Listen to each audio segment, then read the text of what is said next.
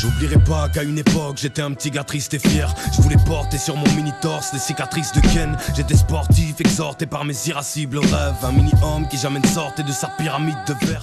Salut à tous, bienvenue sur Urban Time.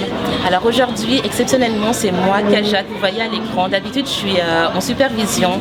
Et la raison pour laquelle vous me voyez aujourd'hui, c'est qu'on reçoit un artiste exceptionnel, Silla, qui a fait le déplacement depuis Bruxelles.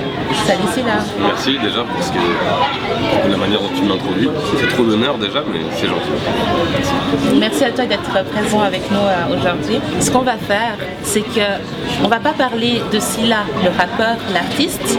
On va parler de Silla en tant qu'homme. Moi, ce qui m'intéresse aujourd'hui et ce que j'ai envie de vous faire découvrir, c'est qui est-ce qui se cache derrière l'artiste. Donc, est-ce que tu peux te présenter un petit peu, s'il te plaît, artistiquement? Donc, je suis rappeur. On va rentrer dans des cases là. Donc, je suis rappeur de Bruxelles.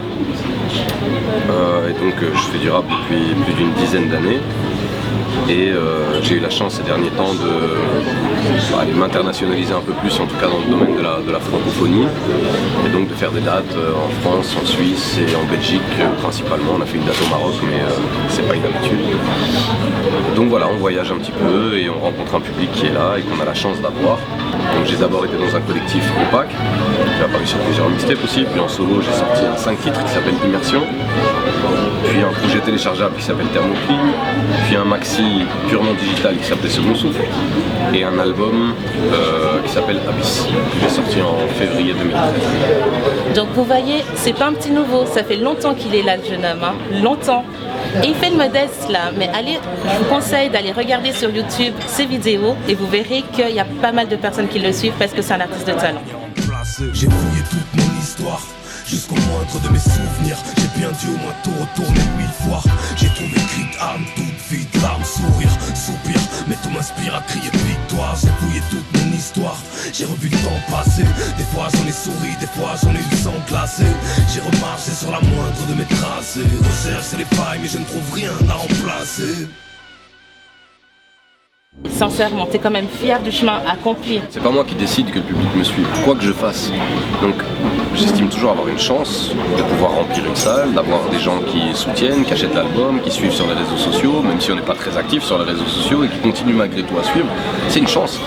Donc je peux pas moi maintenant venir avec tout un manque d'humilité et dire oui c'est grâce à moi, oui j'ai... Non. C'est quand même... Permets-moi d'insister. Il y a un travail derrière, mais ce travail aurait pu rencontrer un mur malgré moi. J'estime pas avoir un talent qui fait que de toute façon les gens vont me suivre, c'est faux. Donc j'ai la chance d'avoir ce public qui me suit. Et non, c'est une chance. Gilles, j'ai une question pour toi. J'aime bien mon prénom.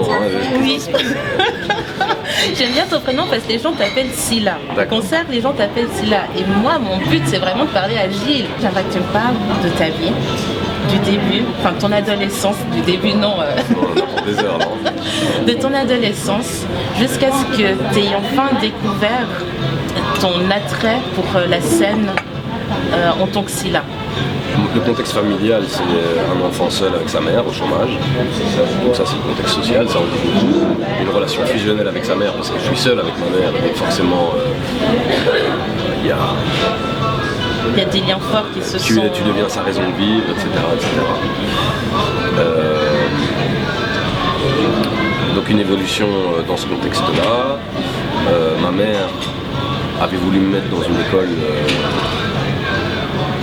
réputée bonne, mais donc forcément fréquentée par un milieu social plus aisé, dans lequel je me suis pas retrouvé. Donc j'ai été mis à la porte de cette école un certain temps, je suis devenu élève, on va dire, perturbateur. Finalement j'ai terminé mes secondaires et je suis allé à l'université. Je termine dans une autre école, puis je suis allé... Non, d'abord j'ai fait d'autres choses, parce qu'à la base on me disait que c'était pas fait pour moi, que je devais faire autre chose, des métiers manuels, Voilà, ok. Et donc voilà, la relation avec les professeurs était pas bonne. Et t'as persévéré? Ce qui se passe, c'est que j'ai d'abord écouté ce qu'ils disaient, donc j'ai commencé à faire une formation, une autre, etc. Et puis un jour j'ai eu une prise de conscience, j'étais dans un local de formation, et je me suis dit, mais en fait je suis à la place qu'on m'avait dit d'être, et j'avais un problème avec ça. Et Et donc je suis allé le lendemain, je pense, à l'université à Bruxelles. J'ai regardé les programmes de cours. Et je repensais, tu sais, à tous ces gens avec qui j'étais dans l'école d'un milieu social un peu plus aisé à un certain moment. Et je me disais, je suis sûr que eux, il y en a un qui est avocat, l'autre qui termine comme ça, l'autre qui... Pourtant, est-ce qu'ils étaient vraiment plus intelligents à la base? Parce qu'il y a quelque chose de pas normal. Donc je l'ai pris comme un défi, donc j'ai vu, je suis tombé sur sciences politiques, je trouvais que ça avait l'air intéressant, je me suis dit, je me lance. Et donc j'ai fait tous mes trucs d'une traite, parce que je l'ai pris comme un défi, et c'est très bien passé. À peine quelques temps plus tard, de nouvelles forces m'envahissaient. Je connaissais par cœur toutes les portes, tellement les profs me haïssaient. Y'avait ma place à moi dans le couloir, j'y passais la moitié de l'année. L'autre je la passais sur les bancs, alors cassais la tête. J'étais ni méchant ni bête, mais un bon petit. Juste un jeune comme tant d'autres qui se sentaient faibles et incompris. Y'avait qu'à lire toutes leurs remarques en rouge dans mon journal de classe. Ils me prenaient tous pour un plouc venant tout droit de l'âge de glace. Mais pour nous bâtir un avenir était la pire de vos bêtises. Aussi vague et inutile qu'un cours de trigonométrie. Nous l'avenir c'était le soir même, les délires entre poteaux. J'ai pété de rire hier, j'ai vu ma tête sur quelques photos. Là maintenant, à l'heure actuelle, tu te situes où?